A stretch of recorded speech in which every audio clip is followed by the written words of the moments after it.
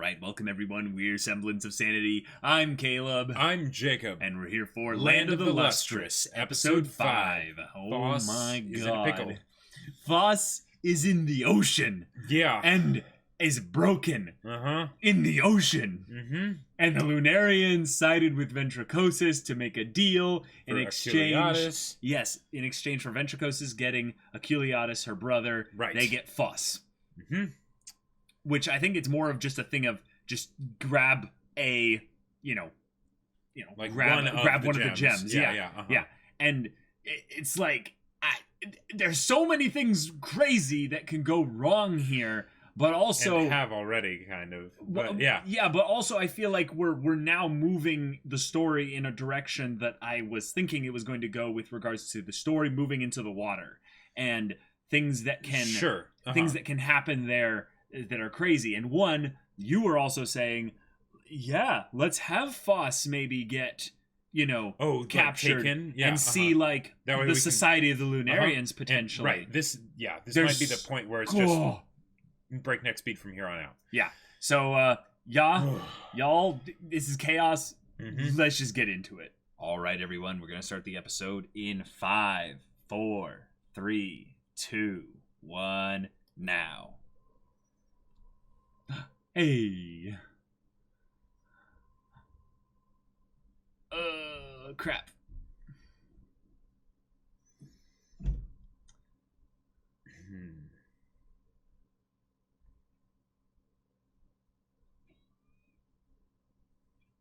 And since they don't know where Phos is now... Yellow Diamond? What about Crazy Diamond? Just watermelon.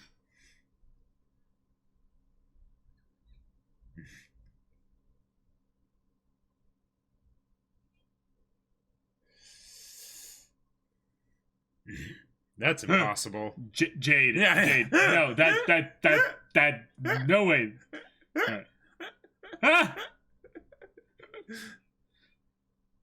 Sparkle. Oh. I don't care about Phos or anything. Baka. Yeah.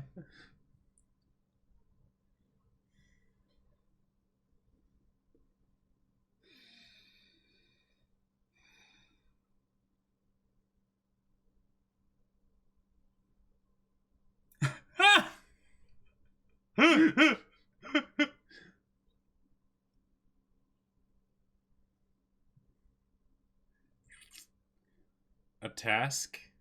A job? Mm-hmm. Hey, I mean...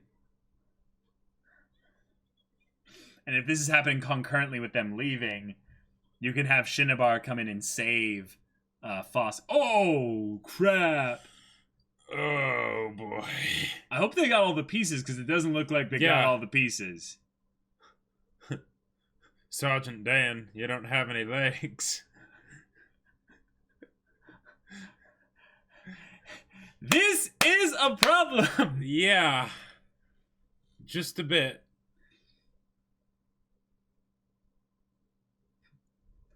And now they go into the opening. Yeah.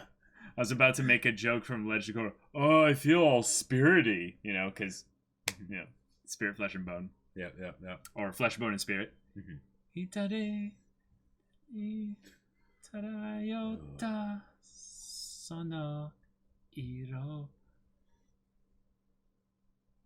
I mean, this OP is basically telling us where, it's gonna go into the water, Yeah, that's a good point.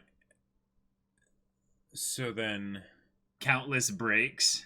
Right. I just realized I haven't been analyzing this OP at all, because there's potentially all kinds of things that it... Yeah, potentially. Reforming in a different way than when you originally broke. Tore myself away from the world that gave meaning. It's like a wave. The ocean.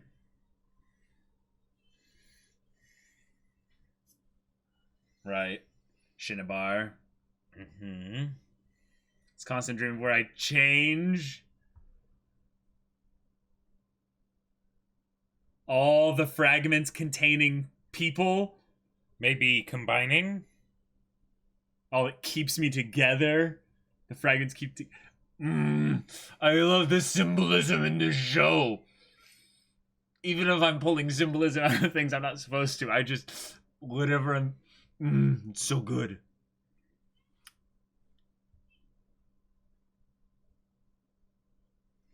Yep. Yeah. Oh boy.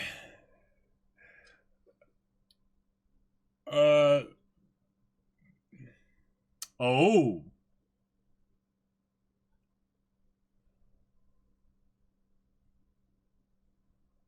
Perhaps you think you are being treated unfairly? Whoa.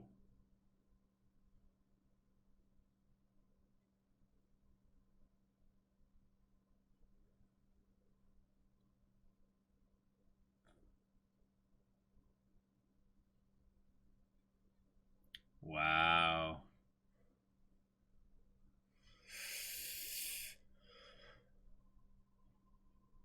Okay. Cool. Right. Ventricosis. Nice. Yep. Nice. Oh. Oh. Ruthless. Yeah.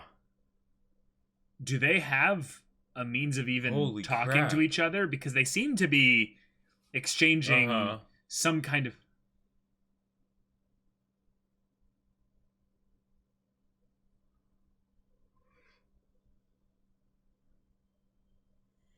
What?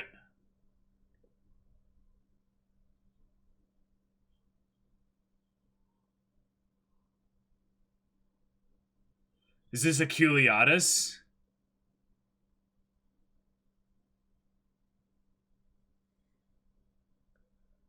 Or no, is this... Oh. Maybe? No, I think...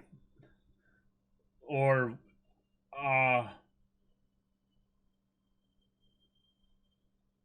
Yeah, I think that this might is be Aculeatus, yeah.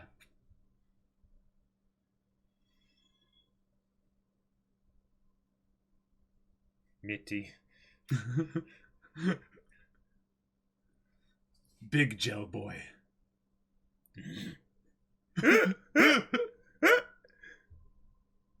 Oh.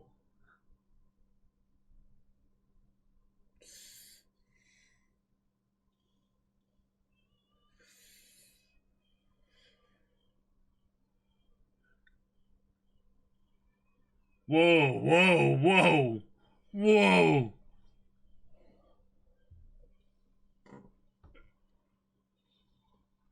Holy crap. Oh. Well, I guess we... There it goes. Now did Phos fall in too? We saved Aculeatus. I love this track. Oh my crap, god. That looks amazing. Alright, he's free. You jump too.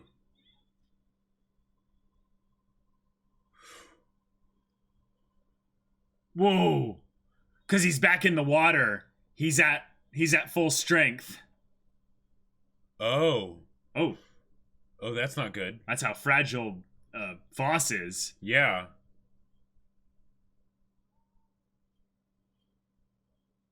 Oh, nice! Alright. What the heck? Okay.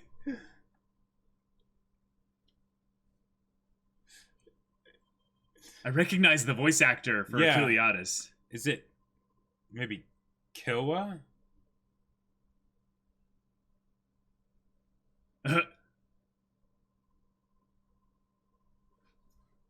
You might be right.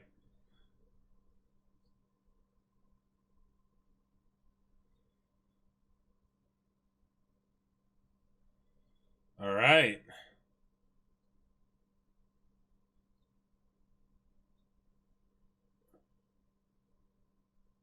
Oh, right. Oh, so it is confirmed. Mm-hmm. Gems are the bones.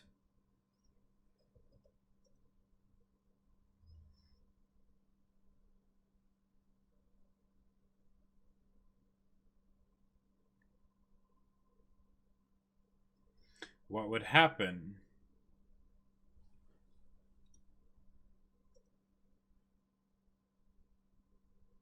Okay.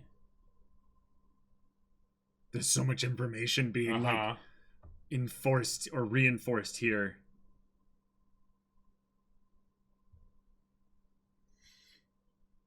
Oh. Huh.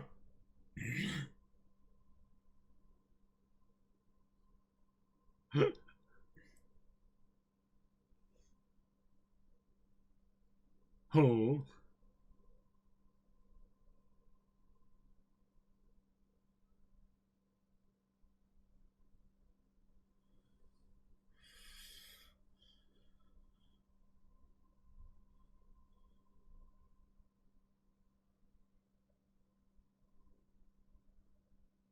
Allow me.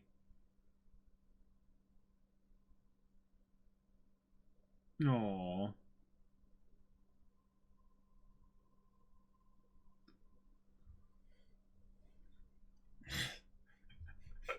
This is true.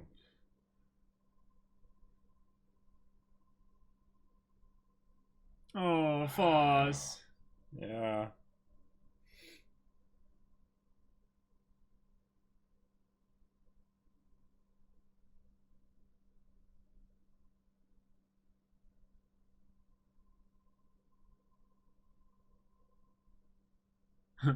Oh, you're so soft. Oh yeah, flesh.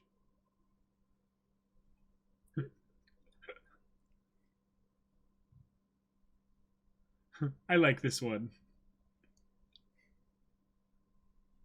Ah. Ooh, change. Could you grab my eye before we go?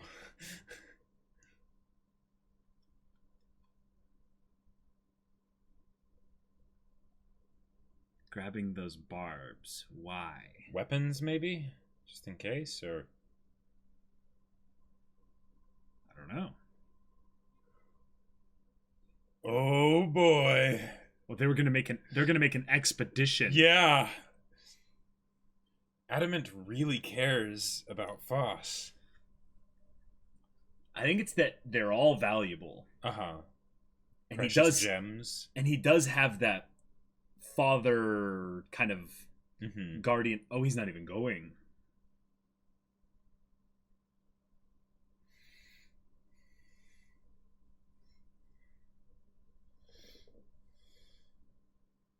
Oh.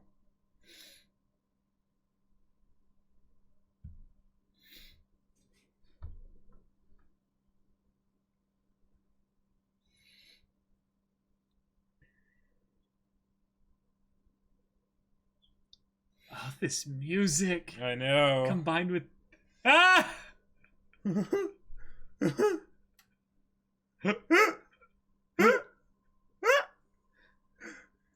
But I guess they can still go reclaim Phos's legs. Oh wow. Oh. Oh, something buoyant to carry Phos back to the Gotcha. to land.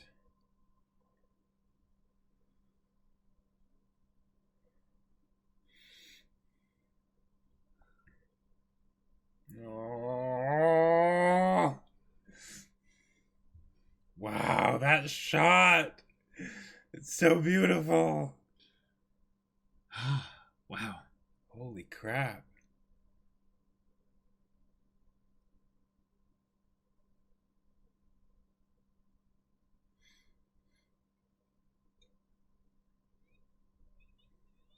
Wow, the jellyfish. Mm-hmm.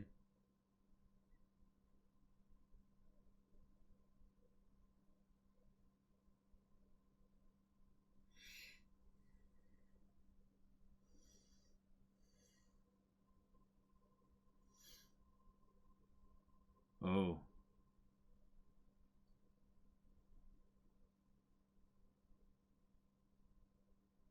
Wow. Mm-hmm. So why isn't... Okay.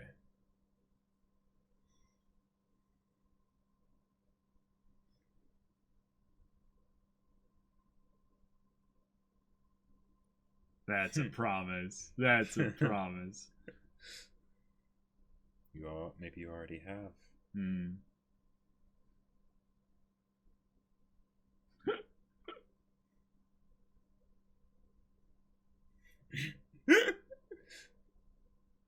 Hi.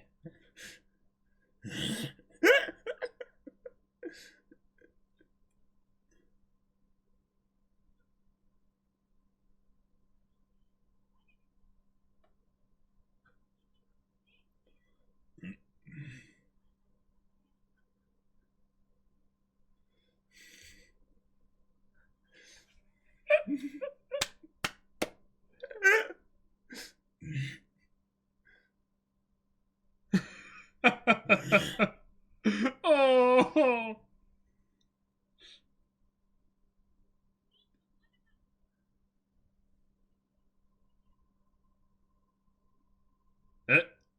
Phos is back.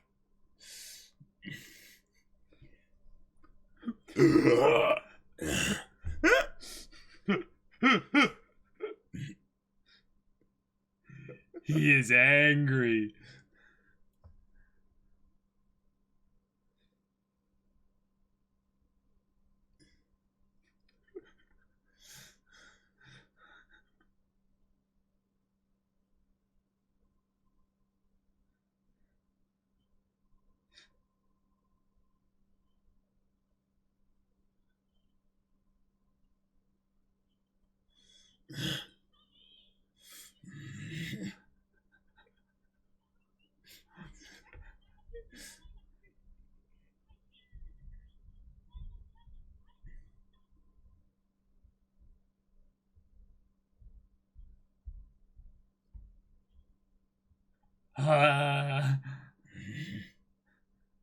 Oh my god, just the fact that everyone is so terrified.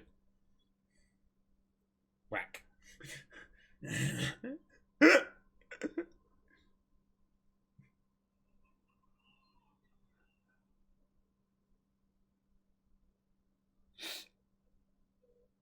Oh. Wow. Of course.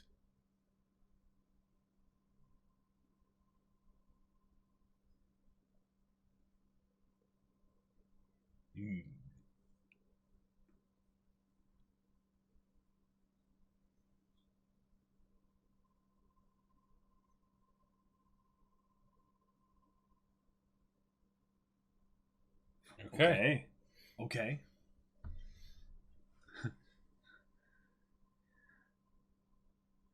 Yeah. Mm-hmm.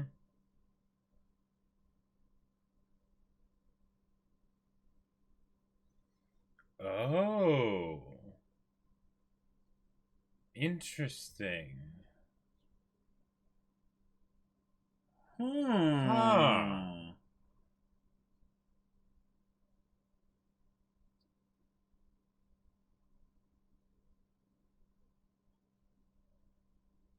Ah, nice, nice.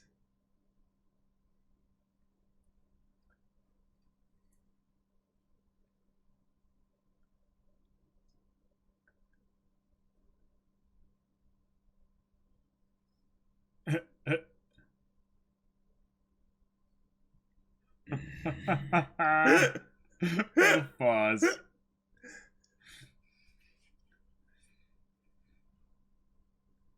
300 and Phos is the youngest. Right. It wears down. Probably, yeah.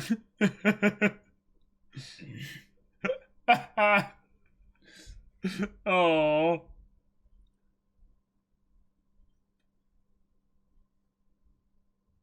Because it's technically a piece of because the thing is flesh. Well, right, exactly. But there's still a mineral that. Uh-huh.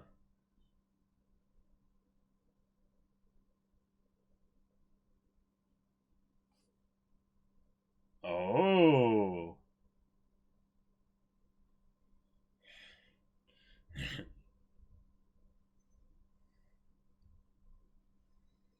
Right. Mm-hmm.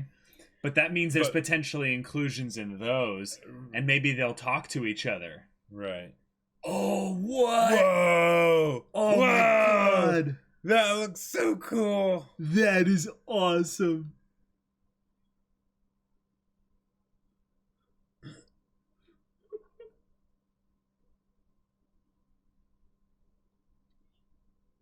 Daijoubu.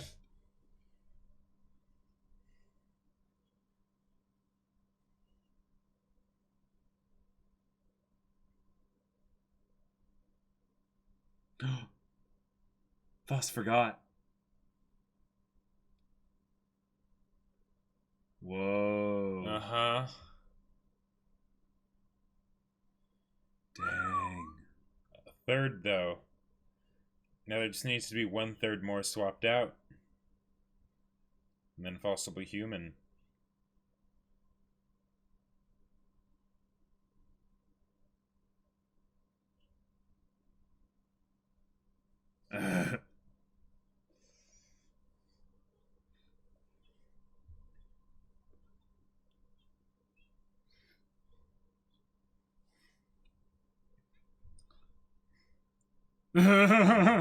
Poor Jade.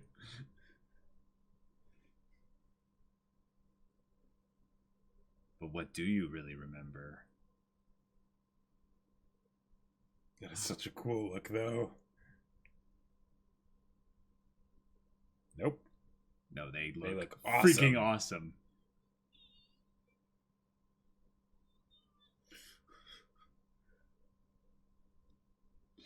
What the?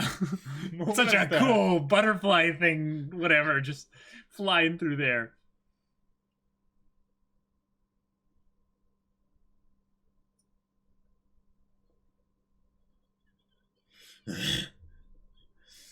Yes. They work. Mm-hmm. Yeah.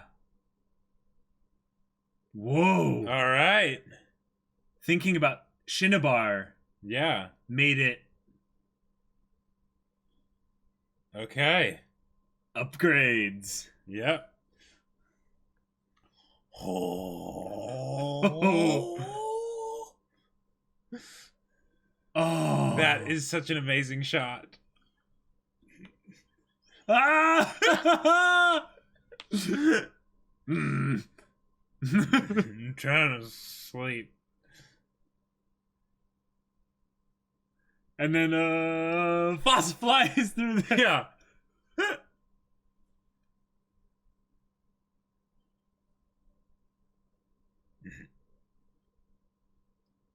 Yep. Called it. Called it. Freaking called it. Oh, wow. This is amazing. Ah! Whoa. Phos will turn into a completely true spiral being. Because, you know what's interesting here? What? Oh, wait, whoa, what? Oh, they're attacking. Okay. I'll save it for the discussion, but there's a reason, I think, why Phos is so fast now. Yeah. Oh, I can just bring it up now. Okay. Because Phos is the least dense, so therefore is most fragile, other than Shinobar. It stands to reason that Phos is also one of the lightest in terms of weight. Now there are no muscles, right? Okay. So why would they have any strength? Like how would you hardness does not necessarily mean density. Okay, it doesn't. Or... You're right. I mean, maybe it does. It doesn't. No. Let me let me preface this. I am stupid when it comes to all this kind of me too, stuff here. I don't know anything. But what I would guess is that because they have no ability to measure, because they're gems, the ability to measure their strength output, it would actually be based on how hard they can push against the ground and not shatter, right? Okay. So because Phos just got a double upgrade in hardness on the legs, Phos is now way faster. Phos is now able to push down twice as fast. Okay, cool. And has this unnatural speed. Right. And yeah. Sure, yeah, that makes sense. But I am I get that this was a more mellow episode as far as things went, but all right. Phos is free. Phos lost third of their body mass. Yeah, The legs are gone. That's kind of a big deal. So memories of others like Jade and potentially also ventricosis. There was a very subtle thing going there of whether or not Phos was keeping a secret about ventricosis or whether they had forgotten about ventricosis. Hopefully not, because that would be unfortunate for the plot, but also since Phos still saw ventricosis after their legs were taken off. That's true. Then they at least have some memory of ventricosis, even if Phos's memories of all the stuff that ventricosis... They talked about it. They talked about it in the ocean. Then that... Yeah. Yeah, it'll be interesting some of to that see. might be gone. It'll be interesting to see what part of it is removed. I would assume what it is it's that the inclusions are basically storage banks. Now, while a third of the body mass was taken away, it's not a third of the memories, because there have been 300 years of time of memories that Phos has acquired. So what I'm assuming it is that the ability to store memory is like infinitely high. Okay. Like there's a stupid amount, because there's 300 years of memories, and they don't have a lot of memory. So the assumption is that Phos remembers all of it. Now, that's an assumption. It's not necessarily true, and there's also been our theories about them maybe sanding them a little bit, maybe doing little things. But the idea is that if they're immortal, then that means that they could theoretically live for 10,000 years, or 10 million years, or 10 billion years, and they would not lose memories as long as they didn't lose actual physical portions of themselves. Yes, and I think that is a logical presumption to make. That is a logical guess based around the idea that some of them could be really old, and they haven't talked about the idea of them. Any sort of passage of time, really. Yeah. Yes, exactly. Yeah. So what I would assume there's going to be something kind of dealt with here is that Phos might start tapping into whatever the memories are of this piece of Aculeatus. Yep. Because here's the thing. Aculeatus had different forms and all that, and shed off the shell and all that. But I think the shell was more of a thing for the above water kind of thing. Yeah. But by incorporating the is it agate? Yeah. Agate. Agate. Yeah. Just trying to find a pronunciation. Agate sounds much, yes, no. It's I think it's fancier. Agate or agate. I think it's agate. That's what it is. I'm not sure. But anyways, something like that. Yeah. It would stand to reason that maybe there's inclusions in those, and there'll be some crossover. And here's the thing. Here's the thing. It doesn't have to be memory. That's also true. Because here's the thing. Flesh, bone, spirit. So now Phos is 2/3 bone, 1/3 flesh. Yep. It's kind of a big deal. Kind of big deal. Now it makes sense. It makes sense that bone would be memory. It's solid and unchanging and all that stuff, right?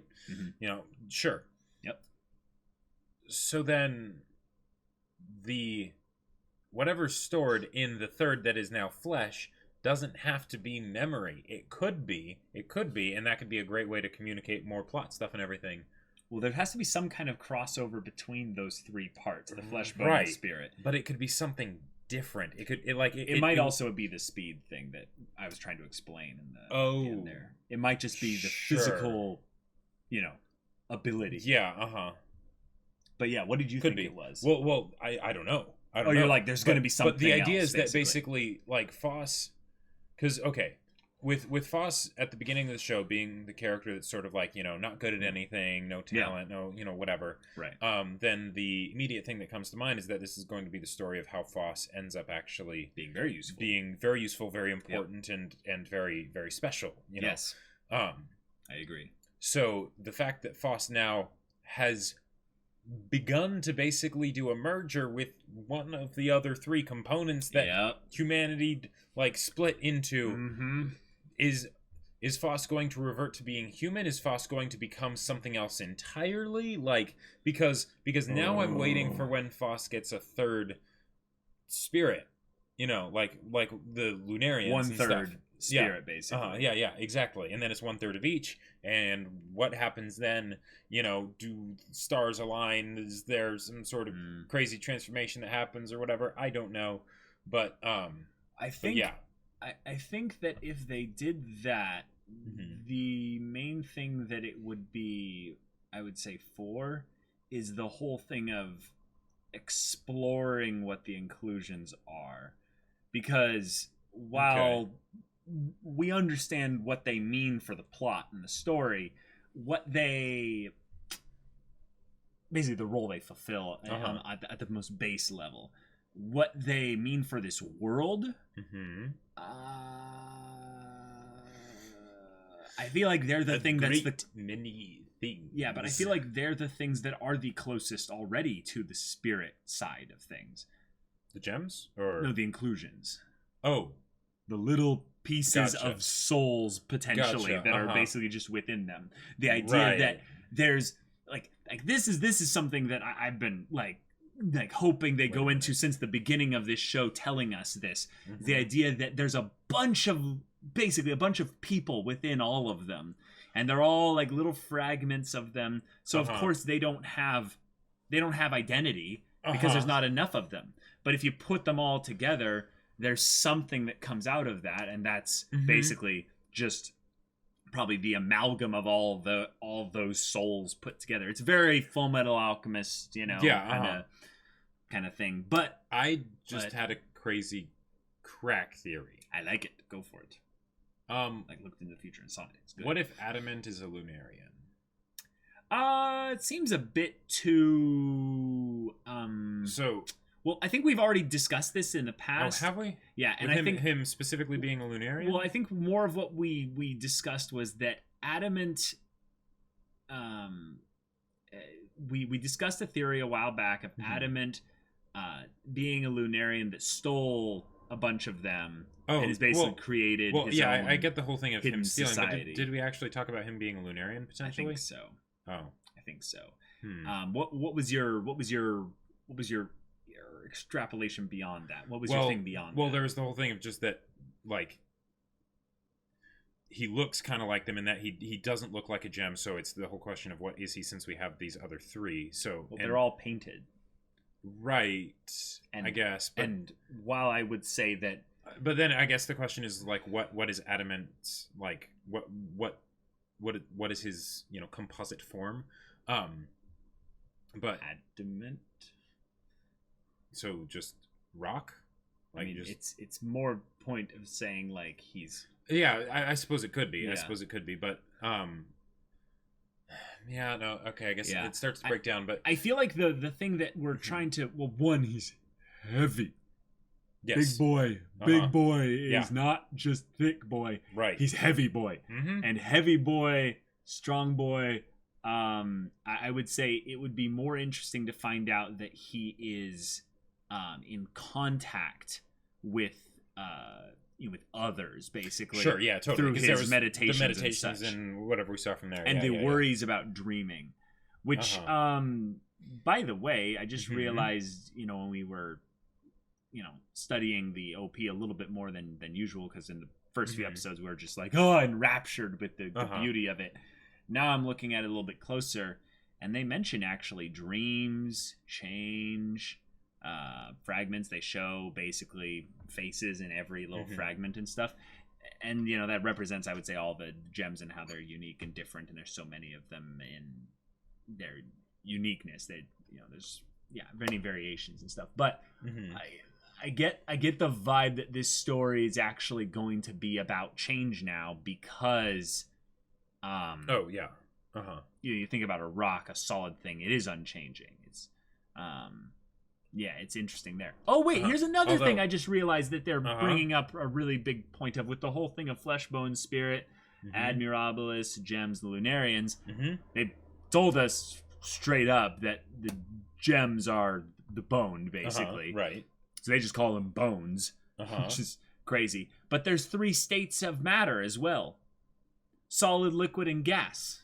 Sure, assuming you don't count plasma. Yeah. Yes, I understand what you're saying.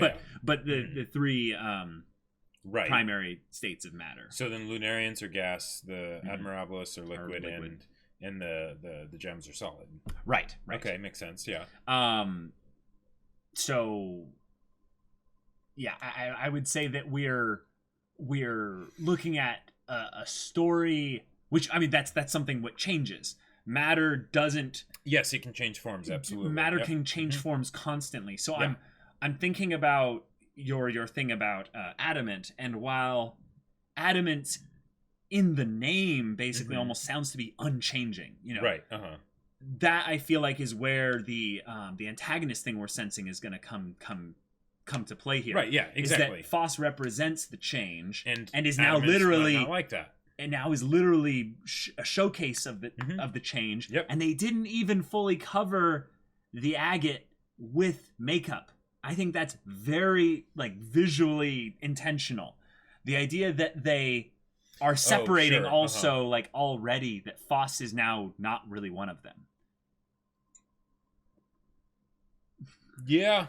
It's like they're keeping a reminder of Phos is now partially something else. Yeah. And right. That's totally not going to come into play. And again, if they do that, then that makes all the points where Adamant shows how much he cares even better. Yeah. Because that whole bit of the going out and being like, all right, we're doing an expedition. We're gonna go to the ocean, take everyone. We're gonna find Phos. Yep. Even though apparently the ocean is incredibly draining on them. Yeah. I mean, they have less access to the sun through the water. Right. Yes, right. Exactly. So and they were going out at night. That's right. Well, no, they went out all day. Oh, right. Yeah, just all day. And that's why they were so tired. Is they're okay, come back. It's nighttime. Right. Yep, so I am getting more and more the vibe that Adamant is not evil or anything. It's just that he's adamant. He's rooted. He has no ability to change. Right. Exactly, and that's a wonderful thing of protection, a wall to hide behind when they need to. Absolutely. But it can also be something where then he won't move out of the way for you. Yeah. There's just some really cool things that they can do with that, where it doesn't have to go into a protagonist antagonist type role. Even it's just that Phos is on already a self-discovery journey, but not only a self-discovery, a world discovery journey. It's something where this story even seems to be taking its own sweet time, I would say, while giving us this huge world building dialogue just kind of dropped in there, where Aculeatus is just rapid fire, just giving us things, and we're talking about oh my god, and Lunarians and time spent with the Lunarians and so stuff many and all crazy things. And then afterwards, Phos is just yeah. I mean, I forgive you. Phos, Phos is just so amazing. Yes, I'm so glad Phos got their legs back. But here's the thing. Splitting humanity into its constituent components and stuff like this. I mentioned this in the previous episode. That can cause trouble because then you can make the characters less relatable when you're having it be one facet of humanity, right? And and yet Phos is so much fun. Just the derpiness and the sincerity and the silliness and everything. It's just so wonderful. And then you have Cinnabar and their interactions and stuff like that. Because that scene with Phos and Cinnabar on the beach, that was gorgeous. That was emotional stuff right there. Yeah. Yeah. I really feel like Cinnabar will end up being probably my favorite character by the end of the story. But I feel like right now Phos's personality, it's just so easy to love. Phos. So easy to love. And while while I think there was a lot being said specifically about Cinnabar in that scene, I think what you said about the emotion of the scene was what was so powerful, because there were a lot of, I would say, subtle character things, like characterization things being kind of explored there. But also, if you just look at it as kind of this next evolution of their relationship, their friendship, it's just beautiful. I don't really have anything complex or kind of in depth to say about it. It's just look at this. This is shine bright like a diamond. Oh wait, no, like a Daya. Yeah, no, you shine bright like you. Oh, like you. Yes, exactly. You don't need to be like Daya. Right. Big stuff with the Lunarians being easily defeated by basically just Aculeatus kind of waking up. Also, Now, though, the Lunarians were very, shall we say, they were nasty. Like, they were like, because the thing is that from what we saw of the Lunarians before, it felt so distant, pun intended, that it was like, okay, I don't really know what they're all about. I don't know, like it could be something where they actually are evil enemies, or it could be something where it's just miscommunication, and then once, say, Phos gets whisked away to their land, then we learn, more. Exactly what they're all about and everything, and maybe they're not so bad after all. But this was like, oh boy, they were meaning business. And did you notice that Ventricosus spoke with them, but they didn't say anything? Right. Now, here's what's interesting here. Yeah. I think that Ventricosus spoke to them, but the fact that we didn't hear we didn't hear the Lunarians say anything, I think tells us that Ventricosus actually doesn't understand them. Now, here's a crazy thought. Okay. Right? When the Lunarians were holding Phos in a bowl, they kind of looked down, and then looked up at Ventricosus, and gave kind of the impression that they were saying, "Is this it?" Right. Now, the thing is that Ventricosus said, "You need more than Phos," as a question, not as a statement of, I can get you more. It wasn't an answer. Gotcha. Ventricosus asked a question, basically like, I'm clarifying, is that what you're meaning? Yeah, and while that could have been done as just a thing of like to state what they were saying, I think you're onto something. Yeah, because there was no further understood, at least from my perspective, communication from that point onward. They talked with their fire pokey things. Yes. Yeah. They didn't seem to engage in anything, like the way it was directed, the way the scene was directed showcased the Lunarians never really as any kind of individuals displaying will or desire. They just stood there and poked things. While that seems to fall in line with our theories that they are chaos, and I think you mentioned that a lot. And yet at the same time, that's very unified for chaos. Like So maybe it's also my idea of them being some kind of hive mind thing. Yeah. But they cannot actually communicate with anyone else. Right. And you know what? What? This whole idea of communication and three parts disconnected. Now we have two of the three parts connected in one being. Yep. And we have Ventricosus already spoken with Phos, and Phos is the only one that could understand. Ventricosus, good point. See, now you're starting to see starting to see the way it's connected here. There's some serious, let me tell you, this show has some deep things it's going into, and I think one of them is that Phos will end up being like a diplomat, for one, between the flesh and the bone. Yes, totally. But if if the knowledge is able to be shared between their two peoples, there is no reason why Phos wouldn't eventually be able to, I would say, process and interpret that knowledge to find a way to communicate with the Lunarians. Whether that's Phos as they are now, or Phos with some later transformation of getting a third Lunarian mixed into them or whatever.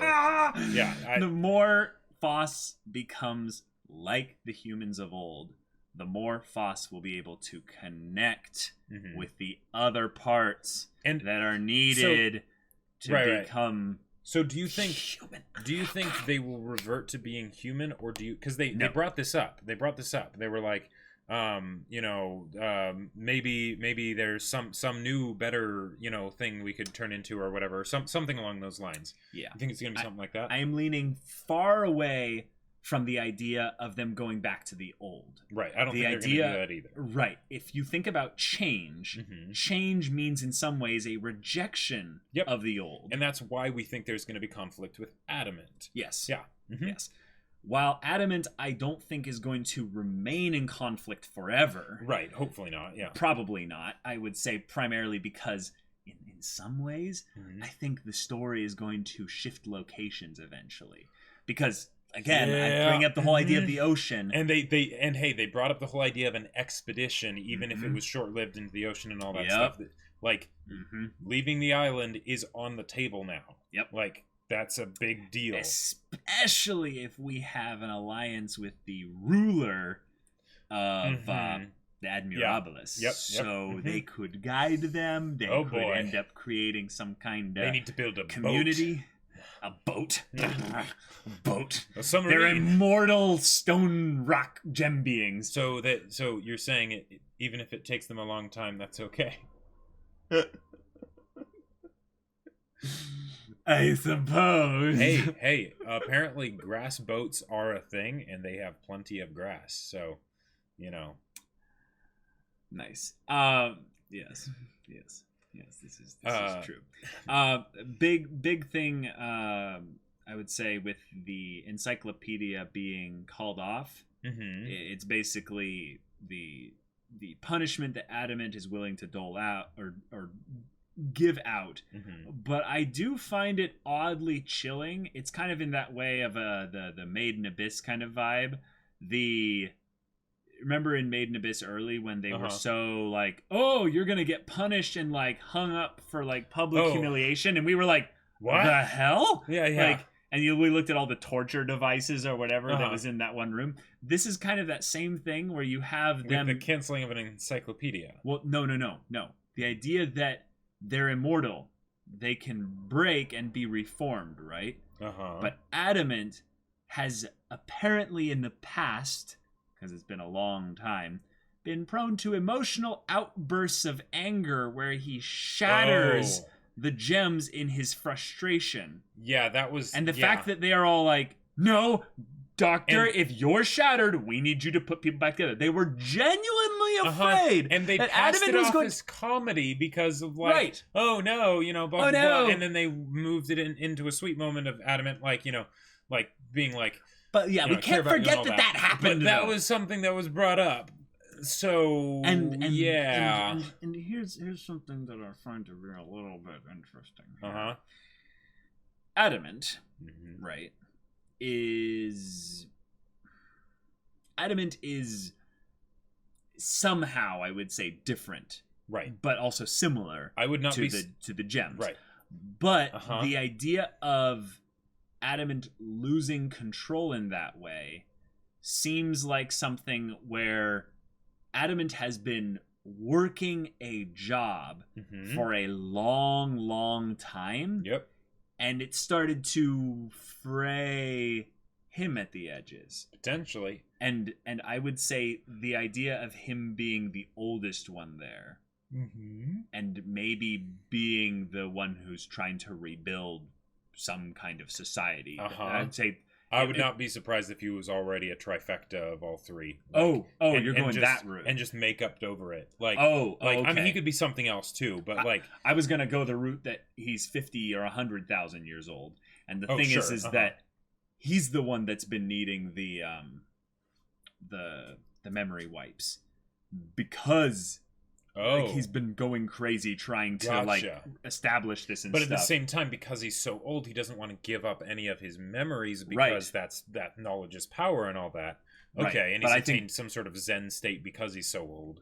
But I also think that that's the sad truth, is that if anything about him became evil or any kind of thing that was antagonistic towards, like, Phos, for instance, in this story, it's because of the amount of time being immortal wears on you. Even if you are a gem being and you're not human, you could maybe deal with limitless memory. Well, and here's the thing. Here's the thing. They brought up in this episode that Phos is the youngest.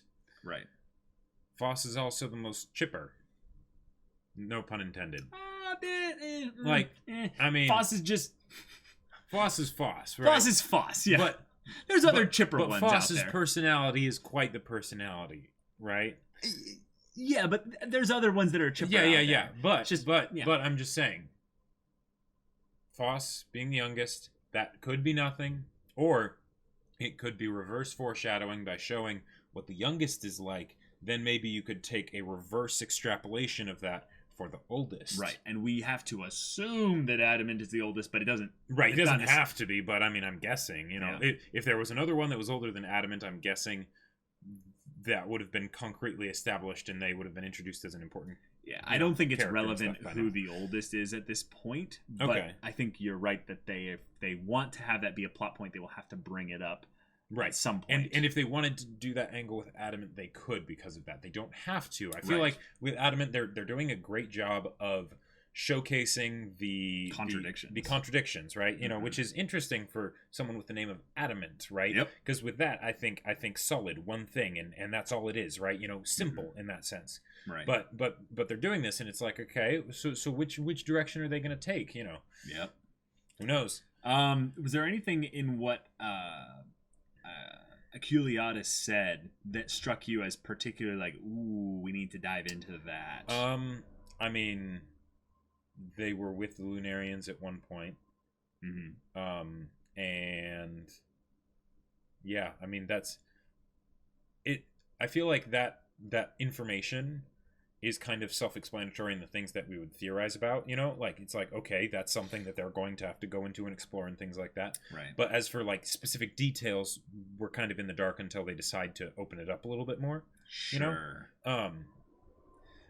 It was less detailed than I'd say what Ventricosis gave us, because she was dropping it like, oh, it's this and this and this and this. Aculeatus was talking about it in the same way conversationally with someone else who was already informed, so it felt more natural and less exposition-y. But there were a couple things that I feel like I want to go back on before we watch the next episode and kind of go, what was it talking about? Although, what's that? Hold up a minute. I gotta say though, tentacle powers have been introduced, and as we know, tentacle powers are always OP, and that was displayed very nicely here. Yep. They were so OP they accidentally grazed off Phos's eye. Yeah.